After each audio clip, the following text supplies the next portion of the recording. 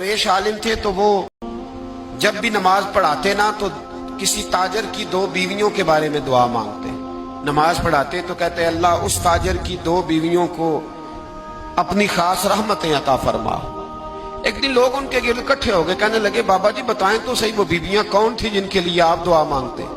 तो फरमाने लगे मेरे शहर का एक ताजर था, बहुत बड़ा ताजर था, मालदार था पर बे औलाद था। उसे बगदाद से मुल्क शाम जाना पड़ता था तिजारत करने, और कई कई महीने उसे शाम के मुल्क में रहना पड़ता था। उसने इस तरह किया कि वहां भी एक शादी कर ली। अब वो वहां कुछ ज्यादा वक्त गुजारने लगा, मालदार आदमी था, बीवी को मकान भी लेके दे दिया। अब वो जरा देर से आता वापिस, और जब आता भी तो उसके वो वाले अंदाज ना होते जो पहले हुआ करते थे। अब बीवी से बड़ा जासूस भी कोई नहीं होता, उसको तो पहले पता चल जाता है कि माजरा क्या है, उसे बड़ी खबर होती है। वो कहने लगी अब के जब आता जाता है तो इसके हालात कुछ बदले बदले से हैं, माहौल कुछ और है। उसने एक बूढ़ा आदमी जो उसका अजीज भी था और समझदार भी था उसको तैयार किया। कहने लगी अब के जब मुल्क के शाम जाए ना तो इसका पीछा करना और खबर करना कि कहाँ रहता है, कहाँ जाता है, क्या करता है। वो बूढ़े बुजुर्ग जो थे वो खातून के कहने पर कुछ उसने किराया भी दिया। वो उस ताजर के पीछे गए और वापस आके खबर दी। कहने लगे कि ये तो 2-3 साल बीत गए, इसने वहां भी शादी की हुई है, तुझे बताया ही नहीं। बीबी बड़ी समझदार थी, हौसलामंद, जीरत, उसने शोर नहीं मचाया। उसने कहा कि मैं ना अब जब आएगा ना तो तरीके से बात करूंगी और पूछूंगी कि ऐसा क्यों किया। और ये भी उसने आके बताया कि अगर तेरे साथ निकाह के बाद उसे औलाद नहीं मिली तो औलाद वहां भी कोई नहीं। ये मुकम्मल तफसीलात। अब जब इस दफा खामंद आया तो आते ही वो बीमार हो गया, कमजोर होने लगा। अब खातून ने मुनासिब नहीं समझा कि आते ही धड़ाम से मैं उसके सर पर ये फोड़ दूं कि तूने निकाह किया हुआ है और मुझे बताया नहीं। वो तरह तसल्ली में रही, कुछ वो बीमार था, हौसला रखा, खिदमत करती रही। कुछ दिन गुजरे तो वो ताजर इंतकाल कर गया, फौत हो गया। अब राज खुल न सका, इद्दत गुजारी, और जब सारा माल जमा किया ना तो अशरफियों की बोरियां भर गई। सारा माल उस बीबी का, 4 बोरियों में अशरफियां, 4।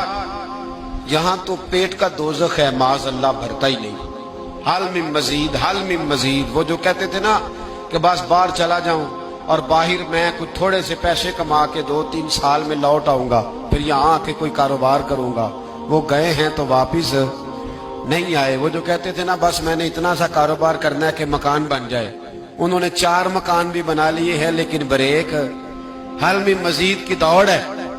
अब 4 बोरियां उस औरत ने छुपाए रखी। कोई बंदा नहीं जानता बगदाद में कि मुल्क के शाम में ताजर की दूसरी बीवी भी है। जब वो फारिग हुई तो उसने उस बूढ़े जासूस को फिर बुलाया और 2 बोरियां ऊंट पे रखी, खुद भी साथ बैठी और मुल्क के शाम गई। अल्लाह अकबर।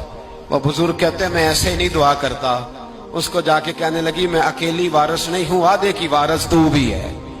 मैं अकेली वारिस नहीं, ये तकसीम विरासत है, आधी की वारिस तू भी है। तो रख अपने पैसे, मुझे पता है उसने निकाह किया था पर मुझे बताया नहीं था, तो रख अपने पैसे, मैं तुझे दे रही हूं, आधे तेरे हैं आधे मेरे हैं। उसने नजर उठाई तो रो पड़ी, कहने लगी नहीं अब ये सारे तेरे ही हैं। अगर तू अल्लाह से डरती है तो मैं भी रब से डरती हूँ। अगर तू मुस्तफा करीम का कलमा पढ़ती है तो मैं भी उसी नबी की मानने वाली हूँ। कहा बात क्या है, मेरा क्यों है सारा।